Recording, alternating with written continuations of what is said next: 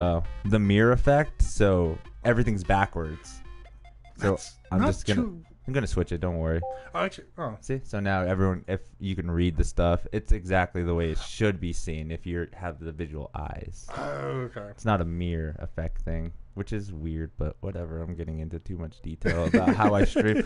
John, what is up? What's going on? Oh, dude, is that the start? Yeah, that's it. Dude, we're on. We're live. We are ready to go. So you got a good 2 minutes of me doing this? Yeah, everything, the not figuring out that we're live yet. It's all there. Yeah, Awesome. we're live. What we do is, again, he's just gonna sit around broadcast. Whenever we talk about certain topics and something comes up, say we're like, oh, did you see that new movie trailer? Or oh, did you hear about this? Pop it up on the screen and we'll just check it out there. Oh, okay, cool. But most of the time we're just having a discussion. I mean, just talking about whatever floats our boat, whatever's going on in the world, right? Yeah, I mean, There's too much to talk about, though. That's the thing. I'll be honest. I woke up and I had to be reminded that we were doing this today because I've been playing Spider-Man. Ah, there you go. See, we all. I think I'm 20 hours in already. Whoa. And I got it Thursday night Nice. after an hour and a half download. Especially the wait time too. Like, so you download it and then you still have to wait for the pre-release, to be able to play it. Oh, no, I bought a hard copy. Oh. So I went to GameStop and apparently it's been since Halo 4. Okay. I think it was the last midnight game release I went to. Dang. So they're like, oh, well, what group are you in? I'm like, what are you talking about? What group? I got my game. Give me my game. They're like, oh, no, you have to pre-check in. I'm like, They're making it difficult. well, no, it's easier, I see, from them because you do the pre-check and then the guy just looks at it. Nope, you've been cleared. Here's your game. Okay. And so that aspect's easy, but like I didn't know any of that. I'm like walking in, I'm like, what's all this? There's like 3 or 4 people in front of me that was like, well, I already got it. It's like, well, you still have to check it in. Oh, okay. Ooh, it sucks.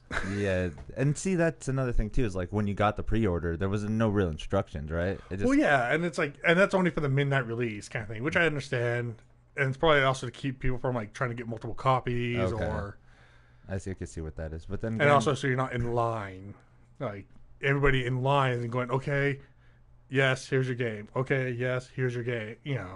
That's all streamlined. It's like it makes sense. I just didn't know. And then being older, I could see the respect for wanting the physical copy. Yeah, I mean, we're going digital, man. I We're know. going digital. I know. I have most of my PlayStation 4 games are also digital. Okay. The only ones that aren't are right now Kingdom Hearts because I found out at GameStop on sale. Okay. I was like, well, it's cheaper to get it this way. Damn it! All right. I'm gonna buy it that way. And then the Spider-Man because same reason. Like I happened to be in store and I was like, yeah, I get the pre-order stuff. With all the it comes with all. But the most of content, my right? PlayStation games are all download. I don't know. I still like the physical copy. I don't know what it. I hate it when I'm like, oh, I want to play this game. I have to get the disc. Yeah, fuck it. Yeah, because there's sometimes where I'm playing on the PlayStation, I'm playing one game, then I'm scrolling through and I play another game, and it's just Right. like awesome, and then all of a sudden I'll just go to one that requires a disc, and it says please insert disc. And I'm just like, oh damn it, oh yeah, I And forgot. I also think we're in a weird time period where there was that transition. We're not all digital and we're not all hard copy, and so you have to like, well, this one's downloaded, right? Nope, that's a hard copy. Oh, okay, where did I put? Like, I did that with Batman Arkham City. Okay. I would have sworn I had the digital copy, Ah. and then I was like, disc? Wait. Shit. Like we had just moved, so like everything was not in boxes, just not where it was supposed to be. Yeah, so So I had to like spend a week hunting for it. to find it. So with that being said, you're a PlayStation man. No. No. No. No? I used to be. Wait. All right, you want to hear my console history? Okay. Wait. So you got Spider-Man though. Yeah. I thought that was just a PlayStation It is. exclusive. I have a PlayStation, Oh, but I'm okay. not a PlayStation man. Ah, okay. I'm jumping the Yeah. gun. Okay, go ahead. So NES, Okay. I mean, A classic, everybody. yeah, like I probably got a yard sale when my mom got it. Then Nintendo 64, which was my mistake. I should have gone PlayStation instead of 64, but I got 64. Wait, okay, let's stop there and explain why. Well, it was PlayStation was a better console. Like, it had better games. You didn't- Soul Calibur. I like Nintendo, Okay. but everybody around me had PlayStation. So I'd go to their house and like, 2 joysticks? What do I do with 2? I can't handle this. I don't know what I'm playing, right? Yeah, it's like, there was always racing games, so I was just like left turned into the wall and stayed there. No, so you did rather have the PlayStation. For that. Okay. And then the PlayStation 2, because I don't think anyone didn't have PlayStation 2. Yeah, that was a pretty popular console. And then 360? Yeah, because I didn't get an Xbox. You okay? So first Halo, all that, I was like, fucking nerds. Okay. And then 360, and then I was Xbox forever. And then recently PlayStation 4, because a friend sold it, and I was like, there's a few games I want to play that are only PlayStation. Okay. So I got it for that. So you're not really, you don't really matter, right? You can, No, whatever. it's what I want to play. Yeah. I was really into Call of Duty and Halo. Like, my favorite Halo story, I'm not good. I'm putting that right now. I am not. I was never a really good, always positive. No, I was decent. Yeah. So I'm sitting playing, and I was having a really good game, but I wasn't going to pay attention, just playing. And people were like, fuck you, go to your own fucking level, da, da. And I'm like, man, they're really pissed at somebody. I get to the end of the game, and I'm number 1 in a free-for-all. I was like, oh, you guys suck. Dang. And it's funny, too, because you always categorize yourself as not being that good. I was probably best at Halo 3 and Call of Duty Black Ops, the first one. The first one? Oh, those were probably the best 2 first-person shooters I was good at. Because I would just sit there and... put the time in. Yeah, I put the time in. And then as soon as the other Black Ops came out, I got it like a month later. Well, that's too late. Okay. I jumped in. Dead. It gets so upsetting, Go play Kingdom Hearts where they love me. All right. At least I can interact with people. Yeah. It's like, if I want to be called a fag, I'll just go to an online forum. Oh, and then imagine it's just some kid 20 times younger than you calling you, "Oh no, you suck," or with a voice changer. Because I can see that. I totally see that. Oh yeah. No, this kid was ragging like that, right? Like the rest of the players sounded pretty cool. Like everyone's like, "Oh man, good kill, you suck." This kid was just like one of those like screecher, like just screaming, like, "Oh fuck yes, damn me, god damn it!" Finally, someone's like, "Dude, just leave. Everybody else is doing good. You're the problem. Leave." And someone said something like kill themselves. I'm like, well, I mean, is it murder? It's probably like a late term abortion at this point. He left. Everyone's like, oh, and he just left. I was like, that was one of those mic drops. He's done. I'm leaving too. I can't top that. I got. That's hilarious. No, I don't know how much got in with Chris and Melissa, but like, I have this weird tendency. I can be very mean, and not intentionally. Like, I don't think about being mean. I want to be mean to this person. Yeah. But apparently, I can be really mean, but people will still find it funny. Okay. I don't get it. I don't know how. I just know when I'm like in a bad mood or I'm cranky or whatever. Apparently, I get really angry. Angry. Yeah. I'll talk to people and I'll make jokes like I kind of do, but they're a little bit meaner. Oh, okay. Or there are subjects I know upset the other people, and it's like, it's not like a conscious, like, oh, Game of Thrones, gears in my head. If I say this, it's going to push their buttons. It's like, no, but other people, a lot of times, completely miss it. And it's just being funny, though.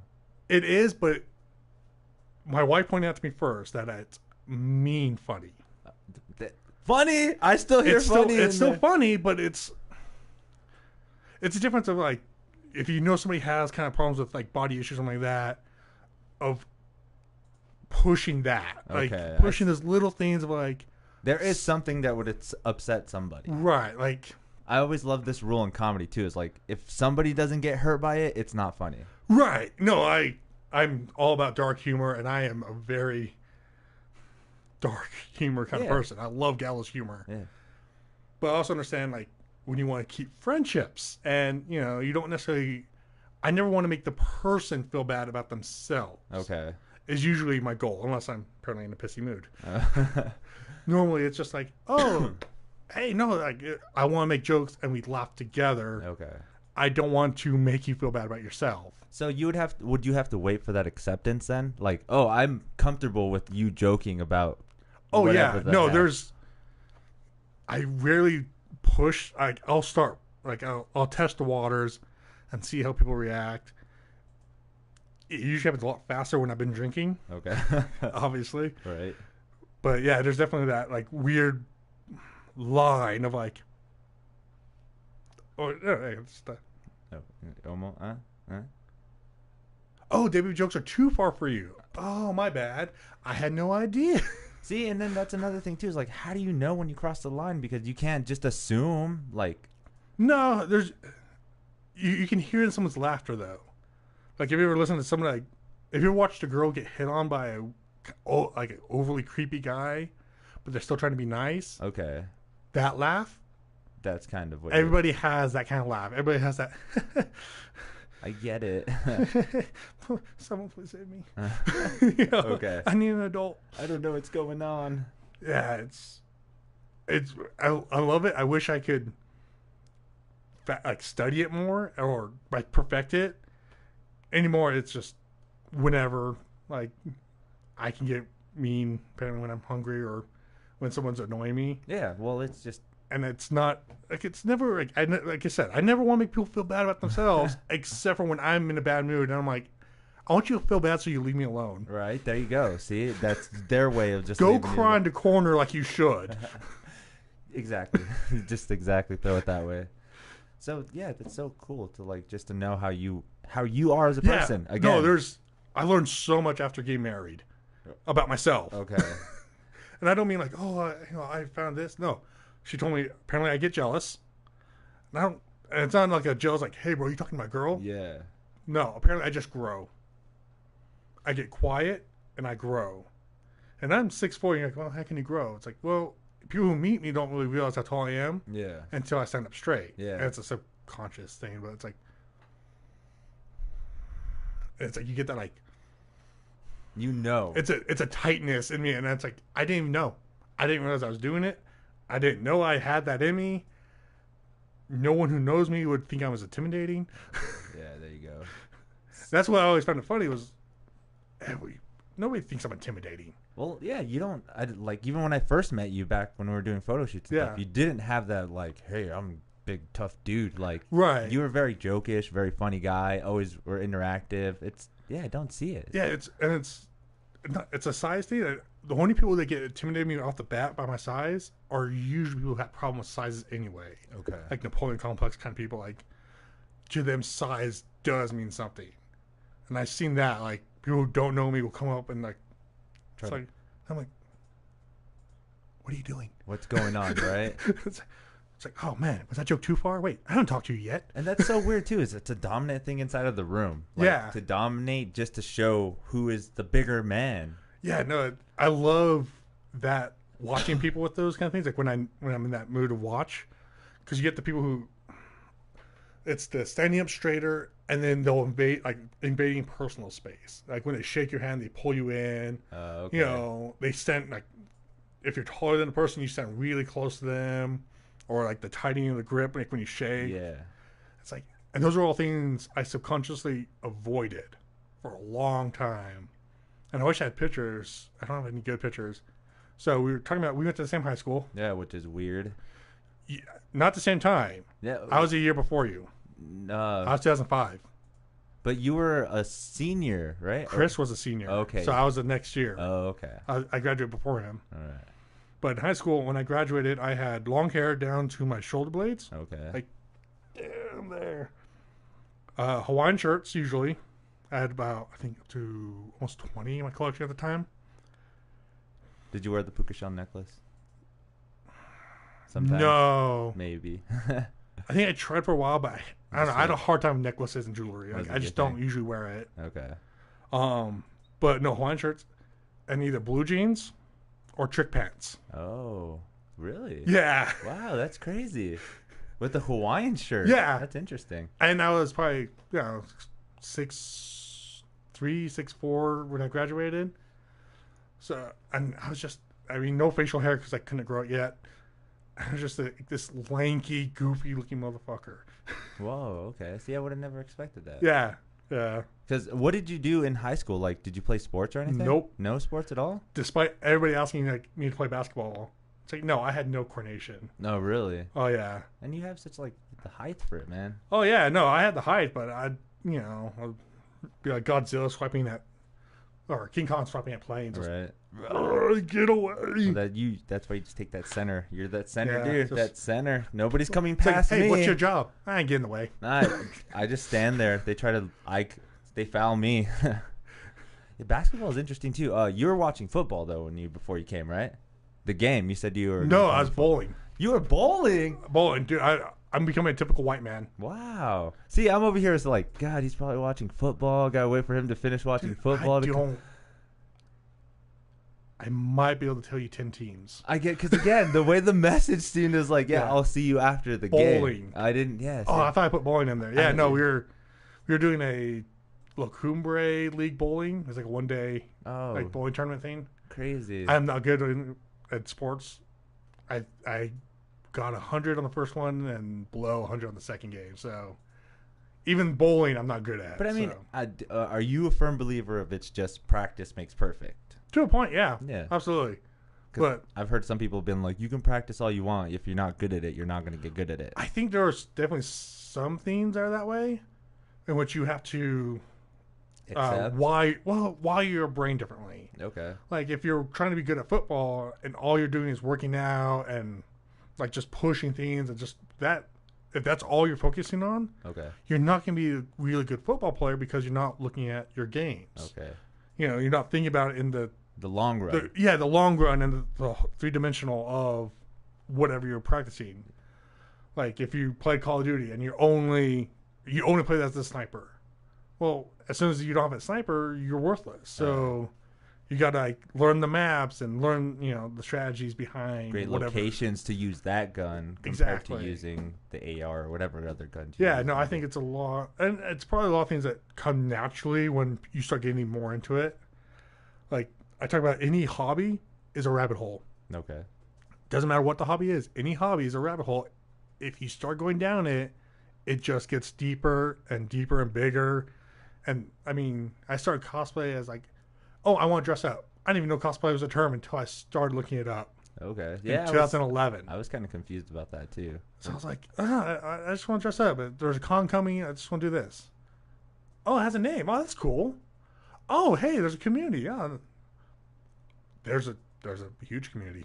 Yeah, right. A lot of people like to do it. Yeah. And the funny part about it too is in our area, it's so small. Like, and it doesn't seem that way, but if we go to like a more populated area, Oh, yeah. yeah, it would make this place look smaller, like it does anywhere else. Though. Yeah, and someone described Albuquerque, which I thought was the best way ever. Albuquerque is a working town.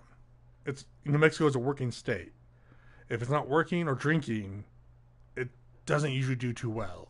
Okay. Like, we're not an entertainment state. Well, I guess you could say we're trying, but we're not. We're trying. Like, we have little things. Like, we have events, Yeah. but we don't have, like, a huge entertainment district. We don't have, we have bars, but it's not like, oh, hey, look, there's all these stand-up things, and I know there's some communities that are starting and, there's things you can find, Yeah. but trying to find like, oh, hey, there's a comedy club. Like there used to be laughs, Okay. but yeah, no, someone described it that way, and it made a lot more sense of people come here and they work. And if they're not working, they're usually, home with family. So trying to get people to come out to do stuff is a bit harder. That I could totally see that. I'm glad that you mentioned the comedy club thing because I want to go out to a open mic night. Yeah. But I mean, it's here in Albuquerque. It feels like there's very little, and like at a certain time periods where I can attend them. Yeah. Like it's like, oh, there's a open mic night on Thursday at 8:00. It's like, oh, great. Well, I'll be at work at that time. Is there any on maybe Saturday? No, there's none that are scheduled on a Saturday. Also, like right now, I think comedy's in that backswing. So in the 90s, I feel like it was huge. Like there's comedy clubs everywhere, and it was like a main entertainment thing. And then it got oversaturated, and it went down, and you didn't hear about it. And now I think we're back on that. Yeah, it's getting big again. Coming out, yeah. Which is fun, I get all things. But there is some communities out there. I know I have a friend who does it. I actually sent him a video because he has this whole skit of like he puts on one of those Halloween cow masks. Okay. And does a skit. Well, I found it at Spirit. Oh, the mask. The mask. And I was just sitting there flopping around and making fun of him. It's like, blah, blah, blah, blah. Like you were talking to him. Okay. Yeah, oh, look, I'm here. Nice. It's like, yeah, I'm an adult. Well, see, where do you find the line of being still humorous and serious? Like, there is no... I don't think there is that... There isn't no... I don't know. I think that's a line you have to come with different people. With time, too. Like, obviously, there's certain situations where you wouldn't be jokish or you wouldn't be, like, this kid aspect. Oh, yeah. No, absolutely. Like, that whole... I didn't realize how certain things I would react to. Like, I always assumed, like, oh, I would always joke about death, even if it happened, like, personally. Yeah. Nope. I shut down. I get real quiet, and I don't want to be messed with. And I was kind of surprised for, when I realized, I was like, oh, wow, I really shut down there, huh? And I just don't want to talk to anybody. I don't want to see anybody. I don't want, everybody would piss me off. But then I was like, but if I see somebody else who's sad, I want to make them laugh. And I don't mean like, oh, I'm going to make crack jokes about the situation, but I want to break them because I think in my head it's that circle. When you're depressed or when you're sad about something, you just sit there and you just go in circles in your own head. And I know I do it. And when I see somebody else go through it, I'm like no, like maybe I can. I want to help you. Yeah. If it was me, leave me the fuck alone. But I mean, I want to help you. And learning how to help someone go through different issues like depression or loss and stuff like that is, God, it's so bizarre trying to help someone else because it's like you don't know what to do. Like I don't know if you dealt with someone close who lost somebody else. Yeah, I do know it is hard. Like there are certain situations where you just don't know how to deal with it. And then growing older, it's more of like an acceptance and being able to like understand it. Because obviously when I was younger, I lost a brother. And I was like super young. It was even before I got into high school. So it was so it was so weird having to grow into that, like, because he was 2 years younger than I was. And then I had to even... Oh, man, I had two other younger brothers than that. So it was like a big gap between like two brothers and then two other brothers. So... it was... Huh. It was really hard to deal with because I didn't feel like I had somebody to grow up with anymore. Because I had my other two brothers, but they were still younger in like elementary school. Right, they were the little brothers. Yeah, the little brothers that had each other, and we were the older brothers that had each other. And it was hard. It really was, man. Yeah, no, I can't. So I have two half sisters. The middle one is 13 years younger than me. So walking through Walmart in Los Angeles, I got all the dirty look because they thought I was a teenage dad. Whoa, what? Yeah, oh yeah, so many older couples come. It's like, oh, your daughters are so pretty. It's like, that's my sister.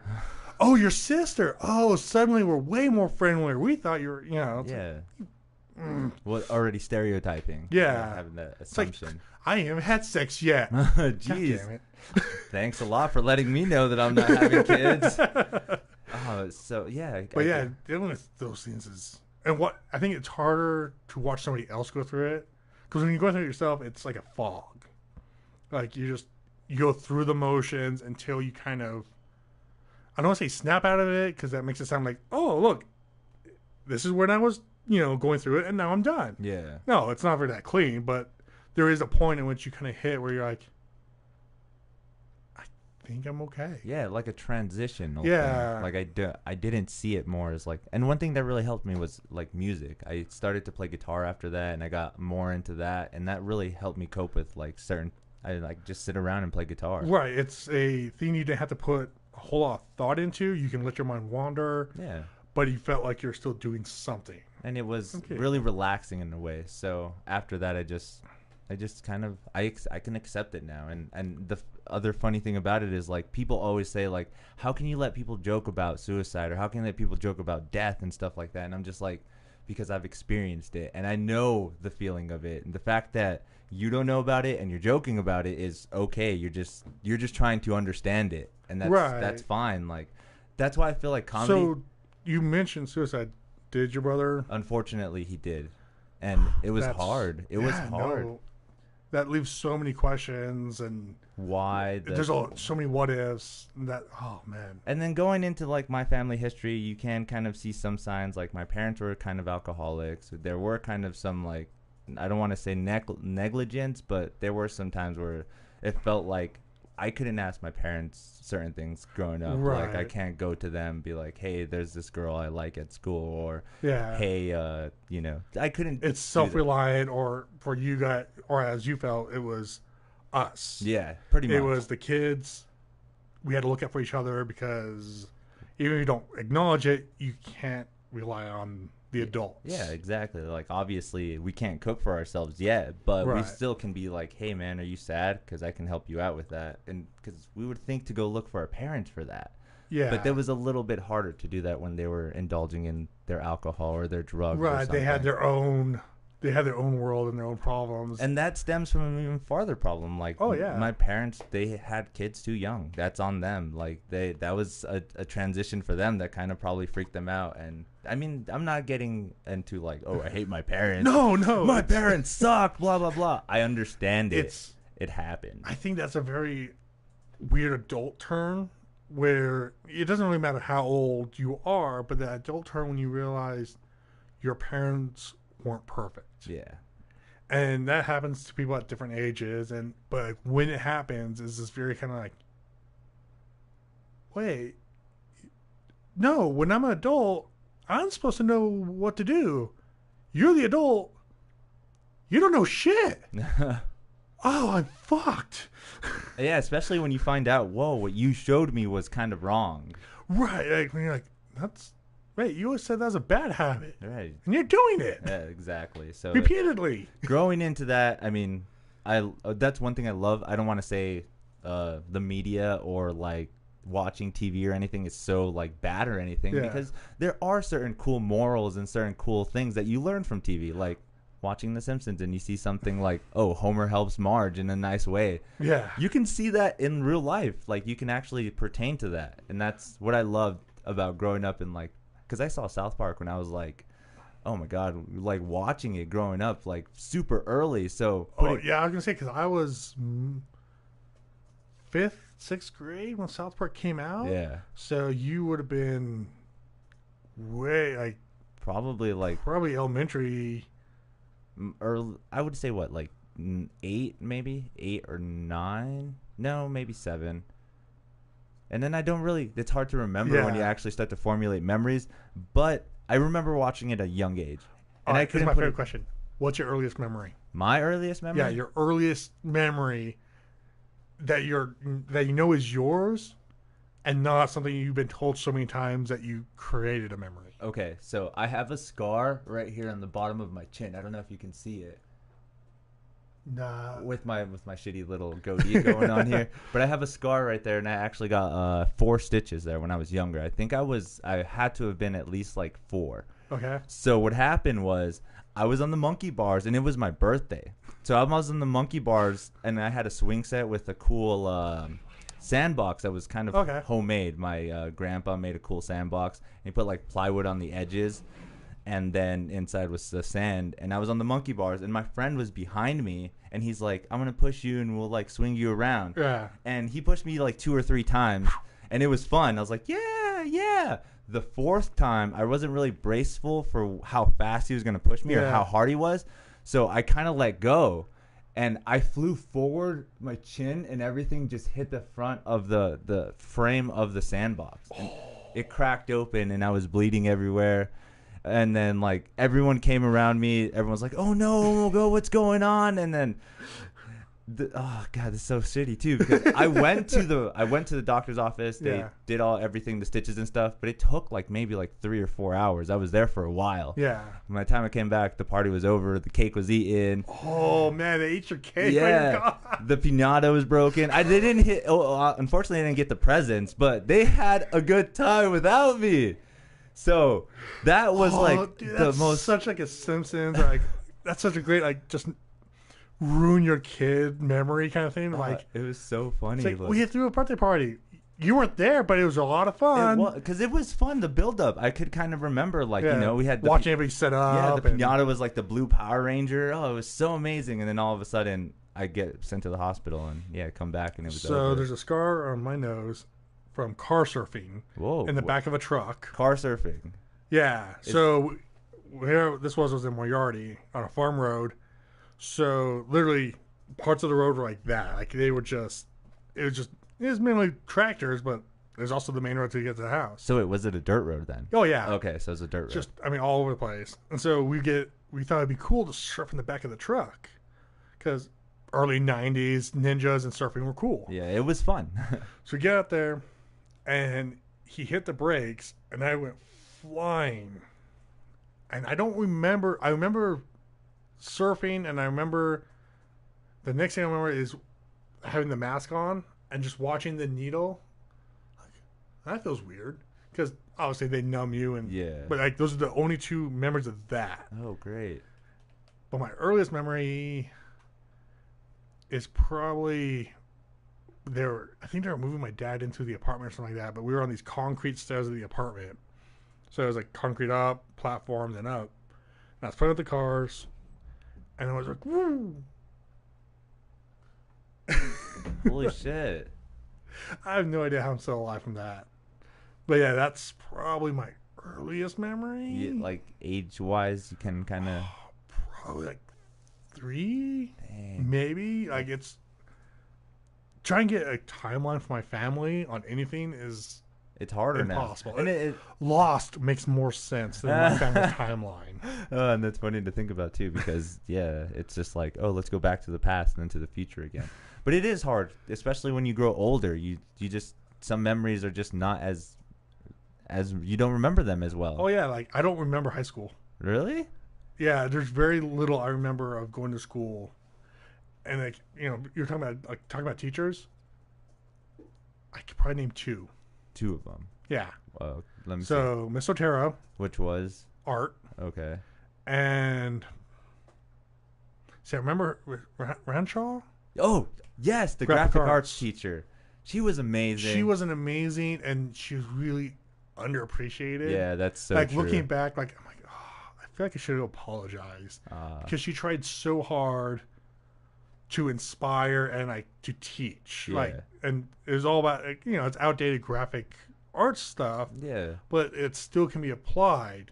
Trying to explain that to a teenager is damn near impossible. I don't think anyone appreciated how much effort she was putting into it. Oh yeah, it was so crazy. That's so cool to think about that you had her as a teacher as well, because I took her for 2 years, and I just remember, because if I wanted to right now, I probably can message her on Facebook and she would respond pretty quickly because we had a pretty good connection because she kind of helped me with the whole situation of my brother dying. And that was so amazing because there was other teachers that did notice, like, oh, look at this kid. Like, he probably looks like a troubled little kid, because I was that weird goth kid. I had the trip pants, the black trip pants, but I always wore, like, a band shirt or something. See, I have assumed, so from when I left, emo wasn't a thing yet. No. So that means by the time you graduated, it was in full swing. It was more of like a gothic industrial thing. Yeah. I was into like Marilyn Manson and like 9 Inch Nails and that kind of stuff.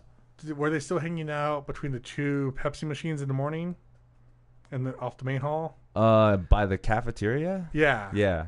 See, that's where we hung out in the mornings. And then during lunch, I think it was in the back corner area. That's where I remember hanging out. But that was my junior and senior year. I didn't meet that group until then. Oh, okay. Before that, I was just bouncing around people. And that's one of the reasons I think I don't remember much, is because I didn't care. Oh, okay. And it wasn't drugs. Everyone assumed it was drugs. What? Everybody assumed I was smoking weed because I didn't care. I was so mellowed, and I was just so like. With the hair too, I just trying to picture this all. It's just I'll see if I can find a picture. But do you have one on Facebook? No, I was going through them earlier. I think I did share it at one point, but it wasn't in the straight timeline. So trying to find it, it's like a needle in a haystack. Probably like in the mobile thing. I actually have a hard copy of the picture that I scanned. Okay. Yeah, that's crazy. But so you weren't just like, so you were, I don't want to say an outcast, but you weren't like the cool kid. Oh, hell no. Fuck no. I was wearing a Hawaiian shirt in high school. That was kind of cool. I would think that was cool. I would wear a Hawaiian shirt. Listen, people wear Hawaiian shirts still, ironically, or when they're on vacation.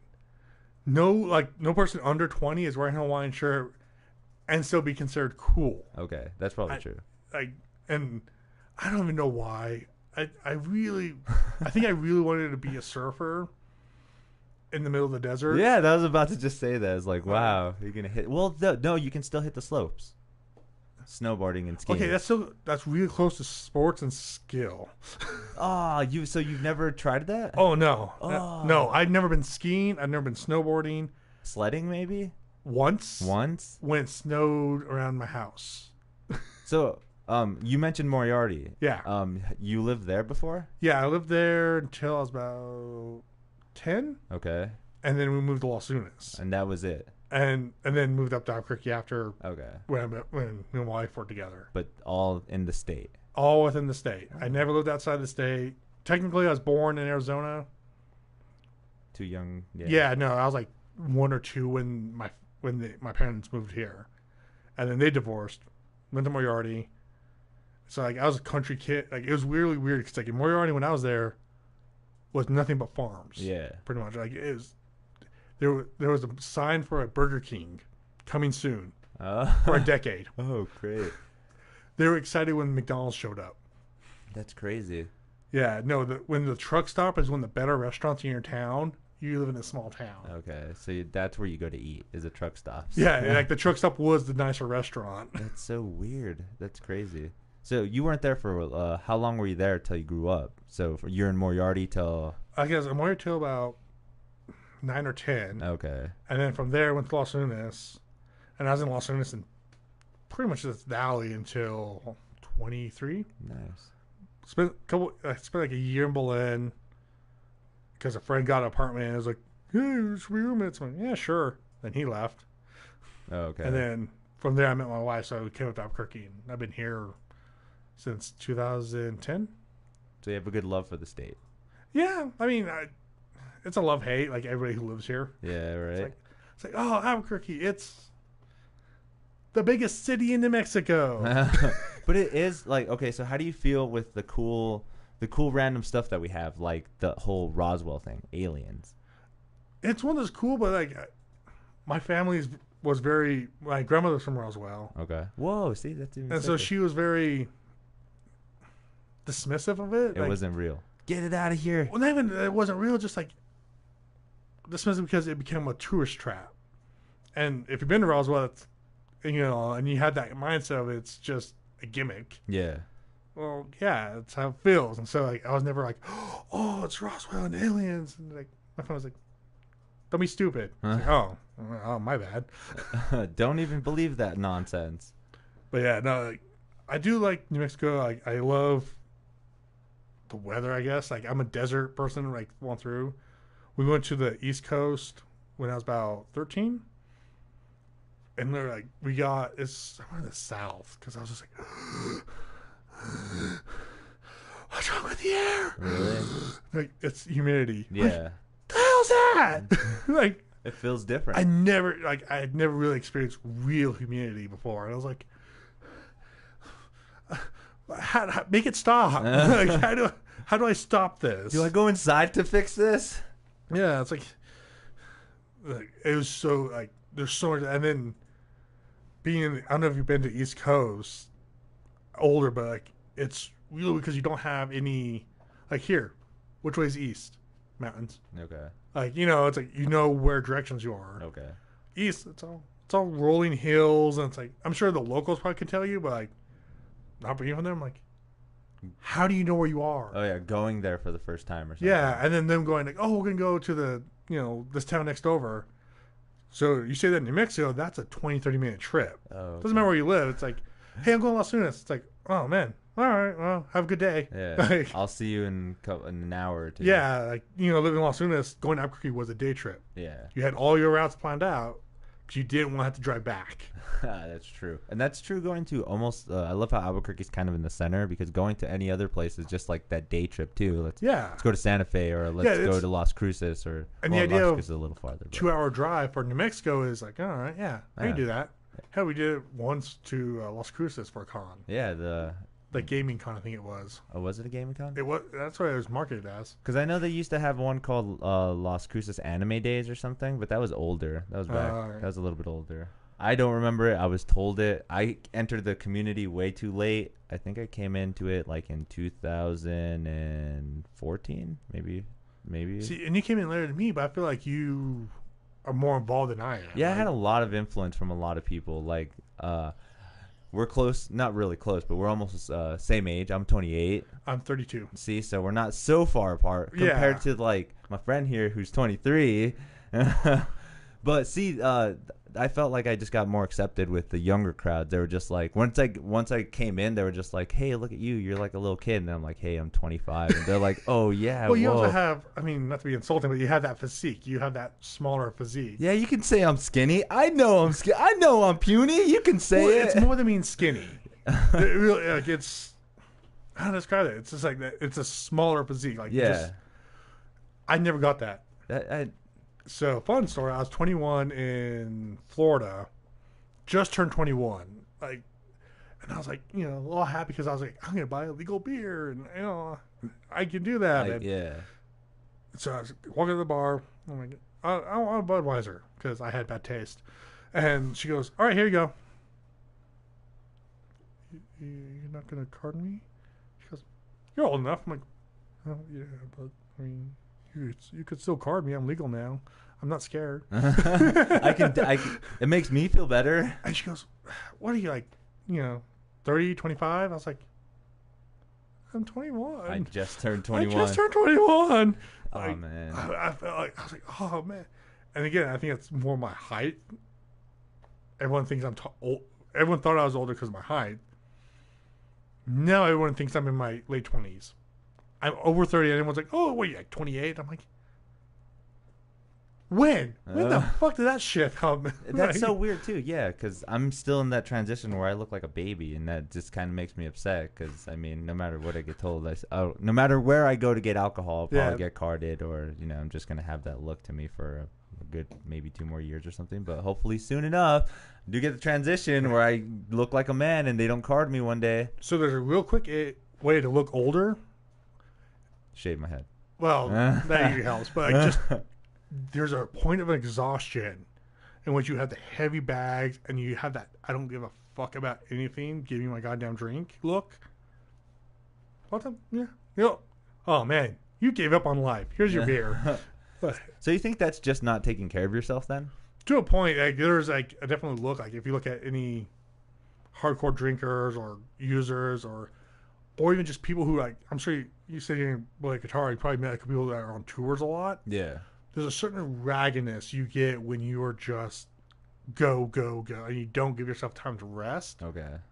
Like, for me, it was when I was at the job, I was doing 74 hours a week. Okay. A week. That's not your 40 regular hours. Yeah. I was getting 4 hours of sleep 5 nights. Dang. And I just had, like, I was just... That older face. Yeah, and I was talking about, like, when apparently when I get jealous, I kind of puff up, or when, like, it was kind of like that. I was tired and angry all the time, and I was just tense. I was just like, it's like, you want to go home? It's like, yeah. I don't want to say I hated life, but like I was not a happy person, and it's funny, like, because then I don't know if you saw me at cons, but like when I'm at a con, it's hype. It's all like, I don't think I've ever been as more tired than when I was first or second time I did Deadpool. A full Deadpool costume. Everyone thinks Zentai suits would be nice and airflow. No, I don't know how. You're cold when you first put it on, and then it just traps all your heat. Oh, and then like the amount of people in the con, it just builds it up. Oh yeah, more. No, I feel like you can feel people. I'm not a skinny man, like and so I was getting the tit sweat, in a Zentai suit, nothing makes you feel like just like I'm gross. Oh God, am I the gross con guy? Can somebody? Oh no! like I always get paranoid when I'm in a Zentai suit because of that. But no, like I ran like a maniac in that Deadpool costume for like a good 4 hours nonstop. Dang! Like I just could not stop. I was so excited and I was so in the moment of just like, yeah. What's up? Yeah, Yeah, no, constantly going. Yeah. And it's before we had like 20 or 30 Deadpools at every con. I think there was 2 or 3. One of my favorites was this kid. I have no idea how old he was, but he had to be probably high school. But he was like in a samurai Deadpool, and he's like, I'm Samurai Deadpool. And he was standing next to me, and everyone's like, it's Kid Deadpool. So I'm a Samurai Deadpool. I'm like, Kid Deadpool is with the Yeah, right. They get it now. Get it. It's like you don't get it. You're Kid Deadpool now. Like it doesn't matter what you want it to be. You've now been titled. Like the people that call Deadpool Spider-Man. Yeah. There's 2 kinds. There's the ones that know and are just trolling, and the people who legitimately had no idea the difference. I literally had a couple people like, oh, that's sick. I love the artillery Spider-Man. Sure, man. Wow. Whatever.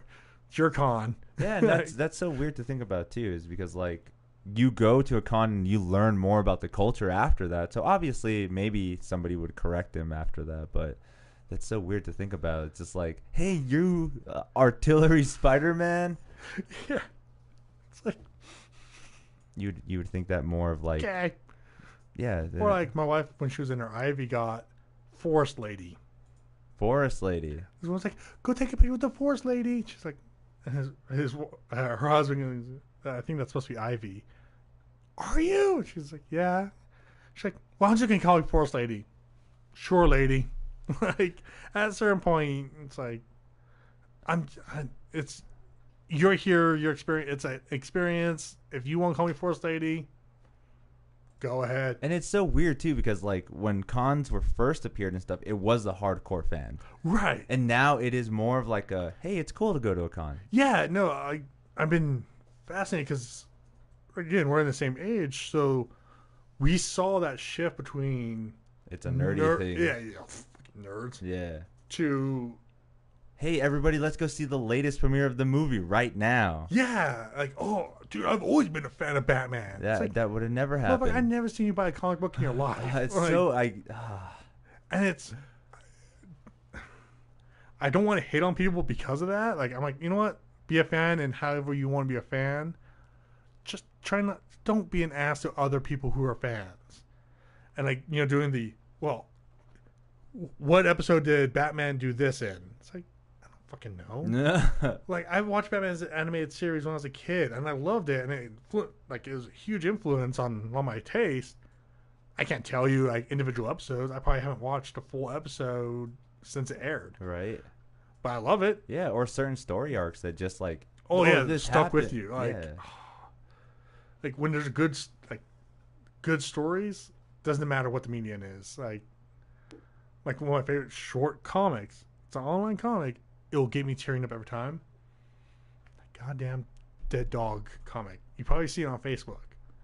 So it's a family. They're surrounded by a dog, or they're in the dog, and it's like, oh, and you see the dog sitting on the side with Death. Okay. And the dog looks up and goes, "Was I a good boy?" And Death looks down and goes, "From what I hear, you're the best." And then they walk off. That's the entire comic. I'm tearing up right now. That fucking comic. Like, I want to see the 6 frames. Like, that's all it is. I think it's like 6 or 4 frames. It's like, are you looking for it? Look up the dog comic. There's probably not another name for it. I have no idea. Goddamn Facebook, you can't keep track of shit. Oh, I know. It's so crazy how you just find cool things and it's just like, where did it originate from? Yeah, and then refresh and it's gone. Yeah. It's in the ether. How do you feel about the Facebook now? You're part of like this giant system that everyone knows. It's a dog comic.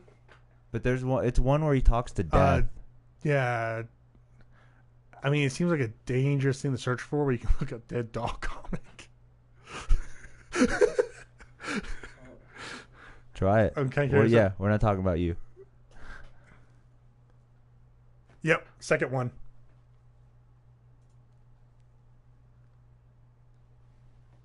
Yeah, it's. What is he? I think he's giving biscuits, but it's like.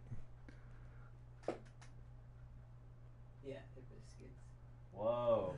Go look that up, guys. Death and the Dog. Death and the Dog comic. Wow. It's such a like. Like I think everyone has had a pet can relate to that kind of thing, but it's like, oh god damn, right in the feels. And if you understand it too, because it's like it's real. Yeah, It happens. It's like portrayed as a comic, but it's and it's also like our ideal versions of dogs. Like they just want to be good boys. What if I never know who the good boy is? that's true too. Like I'd never assume that my dog has bad intentions. Like if she Yeah. chews up a pillow or something, I'm not like, yeah, I'm chewing this up because I hate you. I'm not thinking that. We don't think that. I definitely heard stories in which the dogs Oh, God. know things upset their owners, and so when they get mad, they do it on purpose. Okay. Like someone's talking about like whenever they piss off their dog will go like shit in the hallway, and they've caught them doing it, and they just stare at them when they finish, Wow. and they just stand next to it and stare them down. It's like that, like not like malicious and like human aspects, but Yeah. like that's definitely like you piss me off. Yeah, that's more of a sarcastic, like, ha ha, see what you get. Yeah, pick up my poop, Brian. Yeah, that's hilarious. And you, again, I would never think that, like, having that assumption. Yeah, most dogs probably don't care. Or you don't, yeah, you don't think. Because that's cool to think about, too, is like, a dog doesn't think about being a dog. It No. doesn't. Compared to us, we're just like, holy shit, why are you pooping on the floor again? God damn it. So, yeah, that's so crazy. Anyways, like we were talking, you are part of a giant system on Facebook now. How do you feel about that? How do you feel about the whole thing? Like, oh no, our information is getting out there and we can't be safe anymore, and there's no such thing as privacy, and they're probably not only is YouTube watching us, but the TSA and the United States government and All right. everyone is watching us. Anyone after 9/11 knows, was it NSA, National Security, whatever? Yeah. They've been keeping track of everybody since that system started going. Like that part isn't new. It coming out and so, now it's, I think, there's so much mainstream people, like, it's not just this group or that group. It's everybody deals with it now. Now it's an everybody problem. Okay. But as far as personally, I'm not worried. I don't care, right? And I get it on a personal level. Exactly. I don't care. Overall, yeah, that's a major issue, and that needs to be like the whole net neutrality and things like that. It's like, yeah, no, you shouldn't be allowed to sell my information on a personal level. I don't have anything to hide. Yeah. Like, there's terrible things on my Facebook page if you go back to the beginning. I would never direct Guardians of the Galaxy 3. No, there you go. There's that scenario too. So it's like, in terms of like that history, it's like I'll never be a good politician, but yeah, no, that's a scary thought going forward if we don't do something now. Okay. And there's definitely needs to be like, More regulations, Yeah, just stuff like- that are taken care of. but more. there's always going to be people looking for loopholes. Yeah, because I guess you can always throw like those hackers out there. Like, say you do have regulations, well, they'll Yeah. try to find that loophole in there. Well, have you ever got the email of like, I installed malware on your system and we saw what you were looking at, pornographically, okay. and we have videos of you masturbating. And if you don't give me 300 Bitcoins, I'm going to release that information. I'm like, nobody wants to see me masturbate. First of all, I don't even have Bitcoin. I don't even have enough Well, money to buy Bitcoin. I actually probably do now. That thing has dropped. Oh no! Yeah. Look up the Bitcoin stock. Look up stocks on the Bitcoin. Everyone is raving. Now it's going down. Well, and that's always the problem, is it's based on supply, demand for it. Okay. And it's like, well, nope. Sorry, there's like 3 other competition ones that aren't expensive. Now you have problems trying to keep value in them. Yeah, okay. But yeah, I'm like, those kind of things, I'm like, dude, you're going to do a lot more harm sharing that image of me masturbating than you're going to hurt me. It's like, nobody wants to see it. That's a good one. Yeah, that is a good one. Yeah, exactly. Like, dude, no one's going to see anything exciting. I'm not going to lose my job over it. Bitcoin has plunged more than 20% In the past 2 days. Yep. In the past 2 days. This was September 6th, 2018. So maybe it might have gone up. Maybe it might have gone down.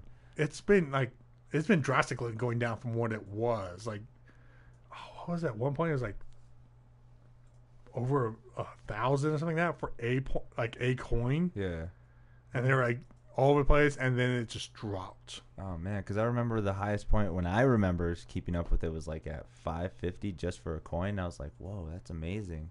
Yeah, I know. And again, it fluctuated so high and then it just goes so low. What do you feel? Do you feel we would transition into some kind of new currency? Like, obviously, they're always saying like the dollar's gonna get diminished or other country's gonna overtake it. I think eventually we're probably going to do some world currency, in which like for probably nothing like on country scale, but like globally. If you're trading globally, there's going to be a certain price. Okay. I mean, it sounds more ideal probably than it's actually going to happen, because trying to get people to agree to anything's insane. Yeah, But everyone. no, I think it'd be cool like if it was like, hey, no matter where you go, with maybe a few exceptions of countries that hold out or don't want to be part of it, there's a global currency.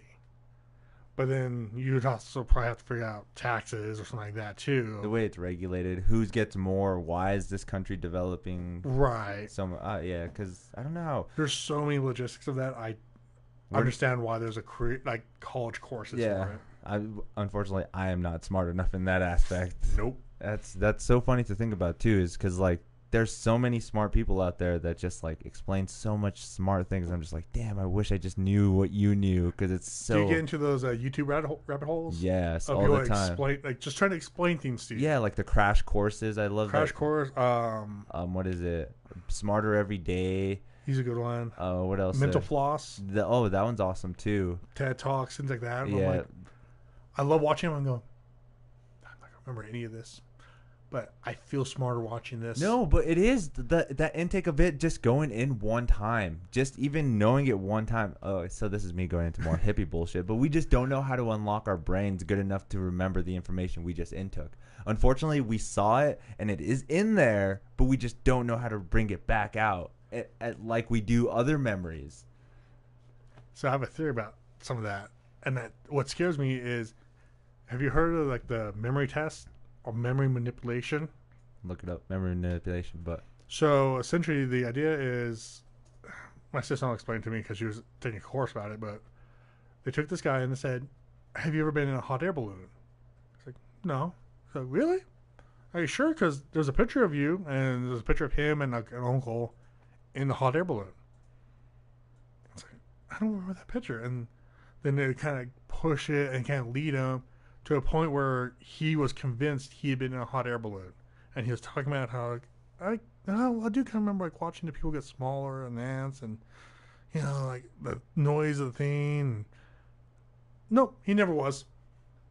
It was all like he created memory. That idea alone terrifies me, because when you can't trust your own memories, how can you verify? okay, but Especially in the life of Photoshop. But he created it, right? He created it. Okay, this is me blowing it more out of proportion. What if it is created, but only because it's more of like a simulation state? Like right now, obviously you can recreate a memory that isn't real, Right. but what is real in that simulation state? That's what I'm saying. Like, how do you, if you can create your memories to a point where you believe that it happened, how do you know where you stop creating those memories? Well, I guess you would have justification from the other people around you, right? If there were other people. If there were other people, but also you're trusting them. Like, how many times have you told a story with, you know, an old friend from 3-4 years ago, and you're telling a story, and you guys are like, well, no, this person said it. Oh, yeah. No, he didn't. He wasn't even there. Yeah, he was. Yeah, he was. Don't you No, he remember? wasn't there. And like you get this huge argument because your memories of that event aren't lining up. And they could influence each other, too. oh, absolutely. Like, Oh, yeah, I do remember him being there. And then all of Yeah. a sudden you're just like, it wasn't. The third. especially when you have friends that can't admit they don't remember something, or like, you know, like, oh, remember when you got drunk and, you know, you were passed out on the porch and dude kept punching the dick, check on you? Yeah. It's like, no, that didn't happen. It's like, yeah, it did. Like, no, I don't remember that. I would, you know, it's like, no, you didn't. You were out. You can't remember that. He repeatedly punched you in the dick because we thought you might die. See, and that's so funny too. It's like, Wait, so like, how would he not remember that? Yeah, see. Yeah, Because it was a physical thing at that point too. right. And that's the thing is, it's when you're trying to introduce someone into a false memory.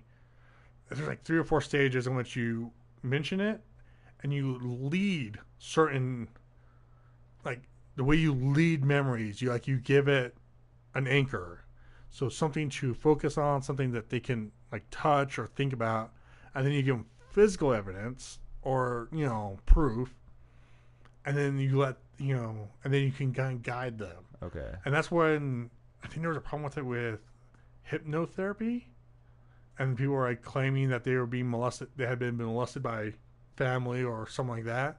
Is because the therapist was leading them through this to create a memory. Holy shit. So I guess that does suck then, because you don't know. You just don't know if you can be lied to through like different things. Right.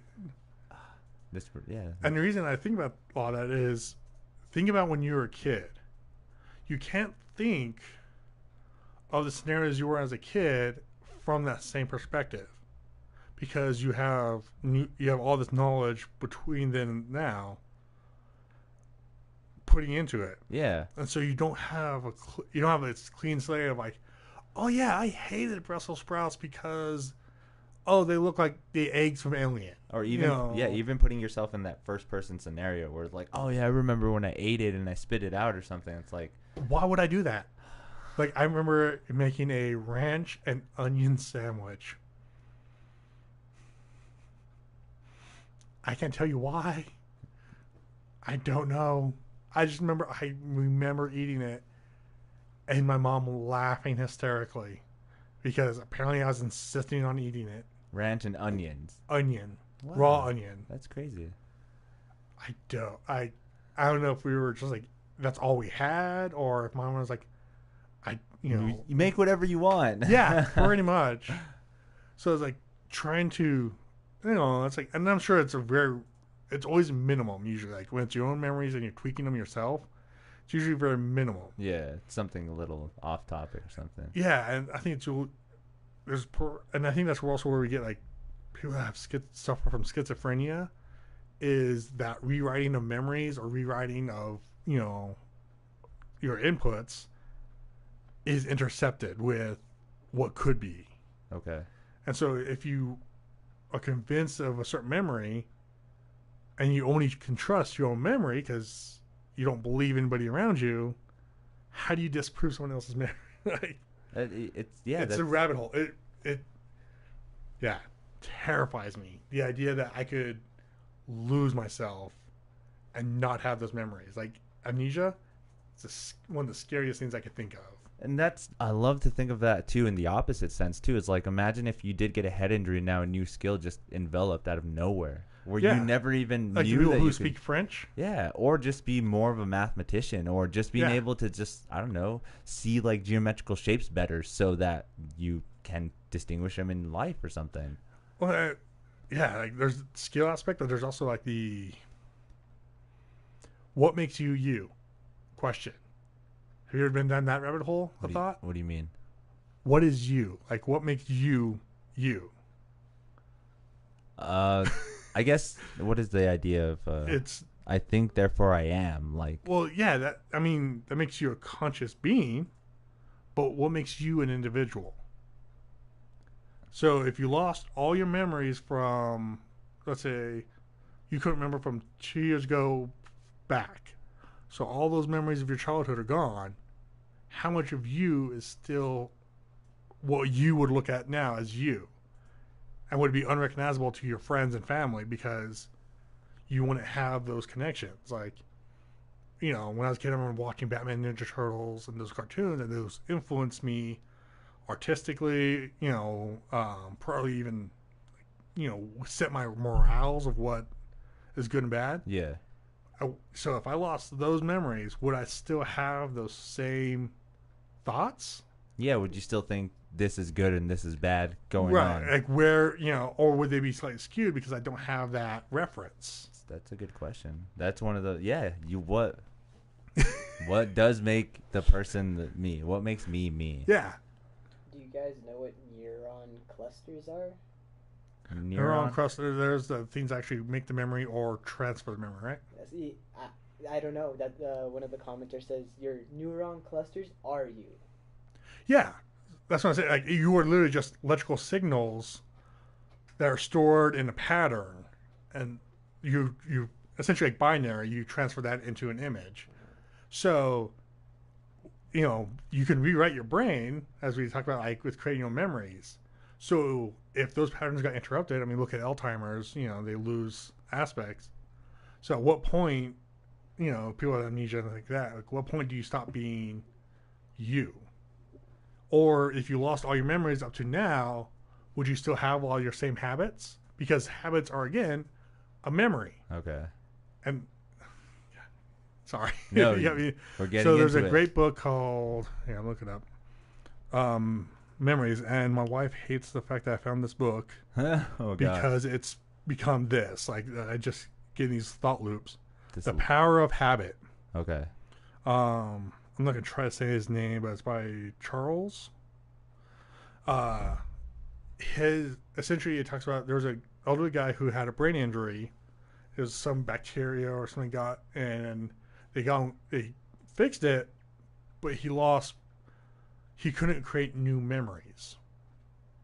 So like 51st days kind of thing. Yeah. And it wasn't like he would wake up every day thinking this. It was just he would wake up. He would make breakfast, and then he would get back in bed, and then a couple minutes later, he'd wake up, go make breakfast, come back to bed. Unless you stop that habit, because he was like, oh, I'm in bed, I'm getting up, so I must go make breakfast. Yeah. So like he had those habits still, and he could talk about anything from like I think he was like 53 and before, so he had all those memories. But he couldn't quite remember anything New or New. relevant. Yeah. So like they had to move into a new house, and they're sitting talking like, well, where's the bathroom? I don't know. Well, where's the kitchen if you're hungry? I don't know. But then he would get up and go straight to the bathroom if you need to go, or he would get up and go straight and get a snack in the kitchen. No hesitation, no like.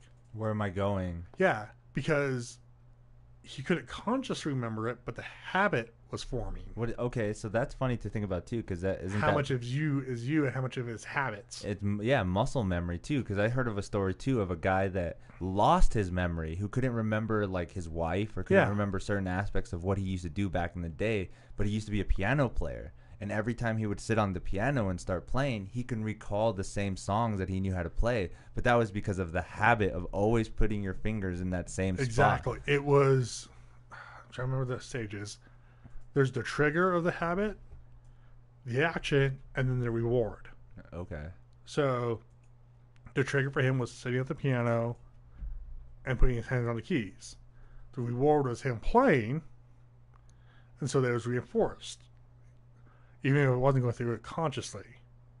So another, So, Yeah, I know. I love it. I love it and hate it because if I'm not careful, it goes down that rabbit hole in which you start questioning everything about yourself and what makes you you, and where does that mean? Oh man, don't even get me started on the simulation theory. I don't even know if I'm real or not. So. Oh yeah, no, aren't those fun though? Like I hate them, but like, so speaking of those kind of mentalities, I didn't realize my thought process had a name already. It was already been diagnosed and already has a name.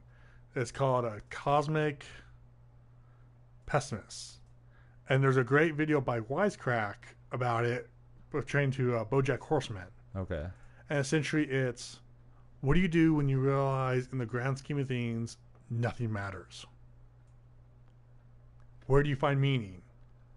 And so there's a philosophy, which I'm going to butcher, I don't remember, but essentially the original philosophy about it was, well, God is the answer. And God gives your life meaning.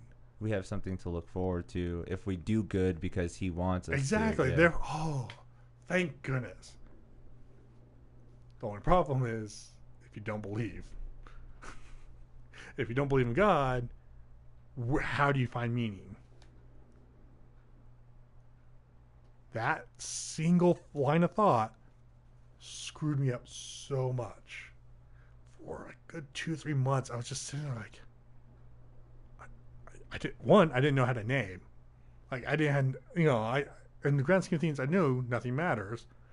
And in a weird way, that's comforting. I don't know why. Like, to me, the idea of, like, whatever happens, happens. It doesn't matter in the end. I'm okay with that. But there's a little bit of, like, why do you do anything then? It's like, fuck. Oh, man. And it's like, and that's a huge, like, such a great rabbit hole. But see, that's what's cool too, is to think about getting lost inside of that because you don't know if it's real or not. Yeah. Because I want to, okay, this is a good thing too, is like, I don't want to believe in religion because there's so many of them, but I don't want to not believe in religion because there are so many of them. So I should learn about all of the religions and know them. Even though I don't believe in them, I should know the religion. Oh, no. I think religion is a great thing to study. And that's the aspect of everything, though, is like, because there's people that don't believe in aliens and do believe in aliens. So you should know about the people that do believe in aliens and not know about people that don't believe in aliens. Hear their sides of it and still have the knowledge of both ends. Yeah, no, that's how you come to your best conclusions, is by looking at, trying as much as you can, you look at both sides and come to your own conclusions. It's really hard to be unbiased about just about anything. Like, okay. You can't be completely unbiased if you go into a conference and you don't believe in aliens. That's about believing in aliens. Okay. Because you're going to look and go, these people are fucking idiots. But if you believe in aliens and you go into that conference, you go, oh, my people. Right, we all believe in aliens together. But then you say if you do believe in aliens, but you find someone that is more outlandish than another person, then you obviously have to weigh out the topic. That guy's crazy. We all know the aliens built the pyramids and put bugs in our heads to make us smart. Right, the simulation thing. But this guy's saying that they pick up cows and they just like mutilate them in the butt or something. Like, see, that's what I don't get about the alien theories, but I do get it because it feels like there are some truth to them. And then it feels like there's some bullshit. And it's just, I don't want to say that I don't believe it, but I don't want to say that I don't believe it. Because what if they are taking cows and just like mutilating them in the butt? What do I have to do with that? So I get stuck on these like audible loops too. Yeah. Roadside Picnic. It's by a Russian author from, I think, back in the 70s. But essentially, an event happened, and that's what they call it. They call it an event. It's actually influenced a lot of like more sci-fi and pop cultures and video games. But there's an area in which is essentially infected, but like all this weird alien stuff is there, and some other things happen. And there's there's the government that gets involved, and there's a side, and there's people that sneak in and steal stuff, and all this really cool stuff. But the overall question was always like, oh, well, did they leave it here to teach us so that we can meet them? And someone goes, what if it's just a roadside picnic? It's like, what do you mean? It's like, well, they come in, oh, look at this planet, land, have their weekend. You should move them so he doesn't move the camera. The cat, because I don't want the dog to lay on him. Yeah, they're going to do it. But, like, all right, so they come in and they have their picnic and they leave their trash and then they just book it. Like, and this is just the result of that. Like, there was no big plan. They were just stopping for a bite. Oh, okay. And so, like, and a lot of people find that disturbing because, well, we're human-centric. Well, how does that affect us? There should be a meaning to it. Yeah, it has a meaning. It's like, really? Do you have a meaning when you go camping and, if people leave a bunch of trash? Like, was there meaning behind you leaving that trash? Do you think you leaving the trash is going to affect the ecosystem? You don't have this whole mentality of that. And so, yeah, if you were, if they're intergalactic species and they just came down like, eh. Or, it's like, a bunch of alien teenagers flying by and like, oh, look at this weird animal. And they pull it up and they poke it and they go, all right, put it back. Or it's like most teenagers, hide it. Yeah, exactly. And so it just disappears for us. Because it's so weird because I see it as like the aliens are just giant people and we're ants. Yeah, there are essentially. going to be some aliens that are interested in us and that are going to be like, wow, we should do some research and see how cool they are. And others are just going to pass us by. Mostly all of them, I think, just no. There's no real whatever because. And that's saying that there's even enough to like for that chance. Like, yeah, that could have been the species that checked us out a couple billion years ago, and like, just these weird dinosaur things. Oh well, moved on. It's like, all right, well, things changed. Yeah. Well, we're not coming back. Galactic tour. Yeah, that was it. That was it for there. Like, there's people that probably do like to go into the rainforest and find indigenous places. Yeah, But that's probably they've only been there one time, so it's like maybe they'll go back or maybe won't. yeah. I mean, even look at when early 19th century when people were doing oh, I'm an explorer. They literally go to a place and like, the fuck's this? I don't know. It looks cool. Hey, look, I was an explorer. I found this. What's it? I don't know. I don't know, but it's over there. It's this chieftain gave it to me and offered me his daughter, and I was like, nope, you're a savage. Jeez. So it's like, I don't know. Like, I find comfort in, like I said, the idea of being small. Like the Monty Python song about how small and insignificant we are is like my go-to comfort song for when I'm feeling overwhelmed. Okay.